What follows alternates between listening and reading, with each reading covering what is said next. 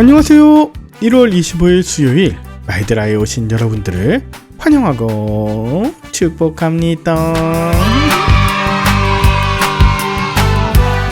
여러분은 설 연휴 어떻게 보내셨나요?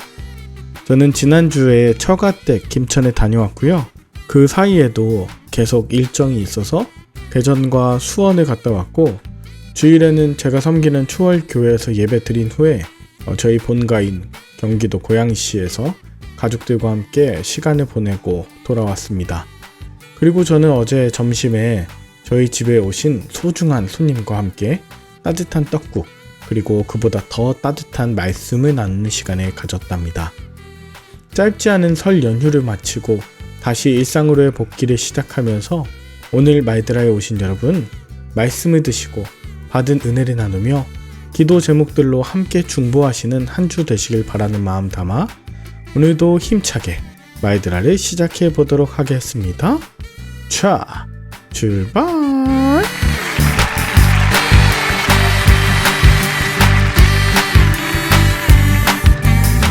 오늘은 요한복음 16장입니다.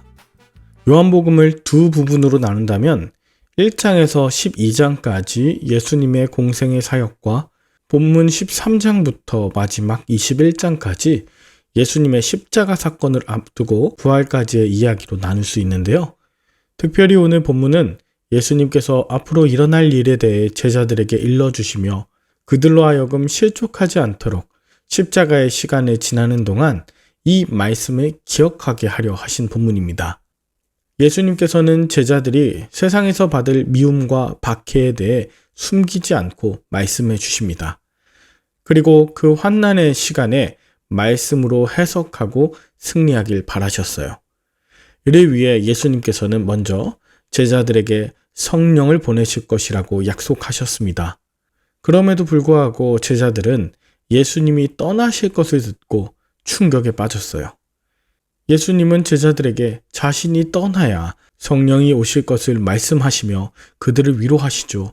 또한 성령께서 오셔야 무엇이 의로움인지 또 무엇이 죄인지 분별하게 하시고 심판하실 것도 말씀하셨어요.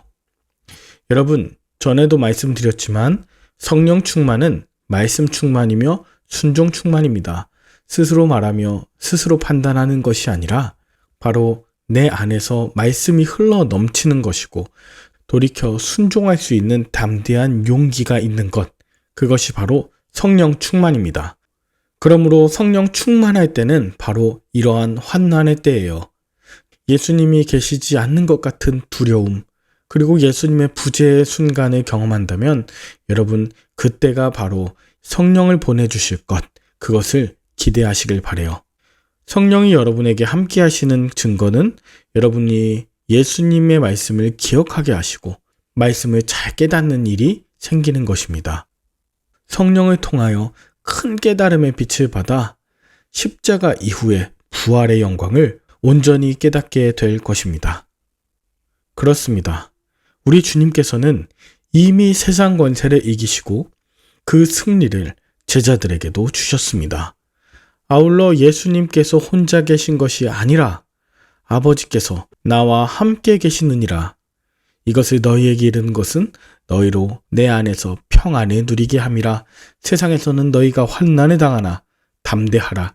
내가 세상을 이겼노라 말씀하시며 16장이 마무리되죠. 저는 사실 오늘 이 본문을 묵상하면서 지난 주간에 있었던 일이 떠오릅니다.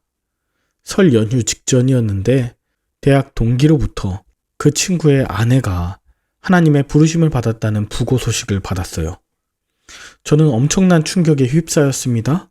불과 1년 전에 생후 2달 정도밖에 되지 않았던 아들이 세상을 떠났는데 이번에는 그의 아내가 급작스레 세상을 떠나다니, 부고 소식을 듣고 어떤 말도 할 수 없었고 저는 그저 소리 지르며 엉엉 울었습니다.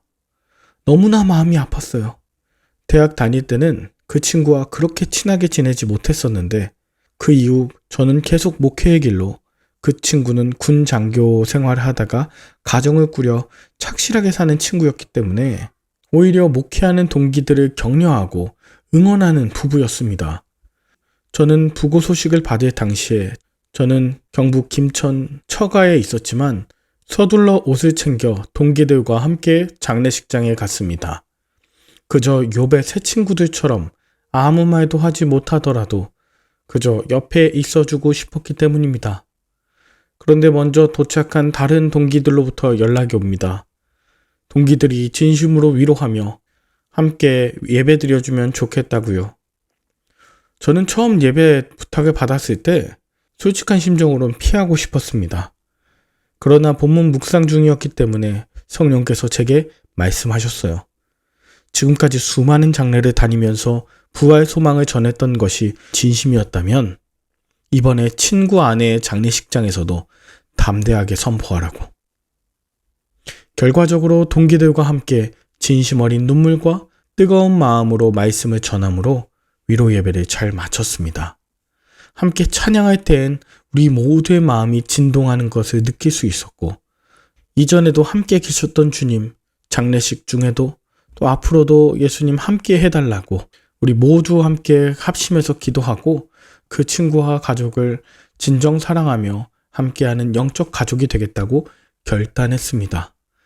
목사로서 인간적인 조문으로 마칠 수 있었지만 그 자리에 성령께서 함께 하셔서 예수 부활의 소망을 담대하게 선포하게 하심으로 어두움의 권세가 물러감을 온몸으로 느낄 수 있었습니다. 그 이후에 사랑하는 동기들과 함께 마지막 발인과 화장 가운데도 운구위원으로 참여했던 그런 장례가 지난 주간에 있었습니다. 저는 오늘 본문 속 예수님께서 떠나가신다고 말씀하시는 것이 제자들에게 얼마나 두렵고 슬픈 이야기였을지 그 제자들의 마음 조금이나마 이해할 수 있을 듯합니다. 매일 함께 했었던 사람, 사랑하는 이가 갑자기 떠난다는 이야기였기에 얼마나 충격이 되었을까요?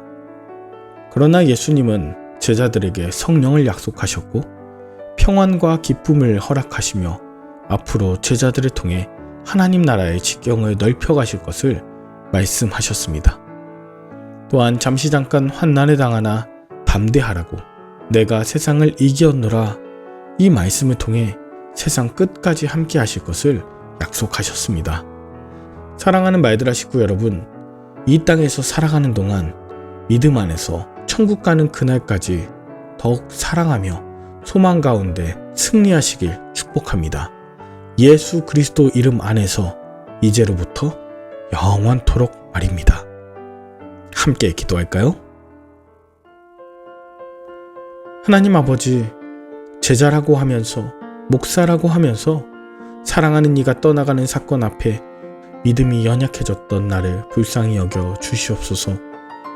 환난 날에 예수님의 말씀이 기억나도록 성령이여 함께하여 주시옵소서. 불같은 시험과 고난을 통해 생명을 잉태하는 기쁨을 허락하여 주시고 십자가로 세상을 이기신 주님과 함께 사랑하는 이들 모두 부활의 언덕에서 다시 만나게 하여 주시옵소서. 사나 죽으나 주님의 것으로 쓰임받게 하여 주시되 슬픔 중에 있는 친구와 유족들을 위로하시고 함께 주님을 바라봄으로 믿음의 발걸음을 한 걸음씩 내디딜 수 있도록 주여 힘을 주시옵소서. 부활이요 생명이시자 성령을 보내주실 예수님의 이름으로 기도 올리옵나이다. 아멘. 오늘도 성령 충만한 하루, 승리하는 하루 되시길 바라며 저는 내일 다시 찾아뵙도록 하겠습니다. 샬롬.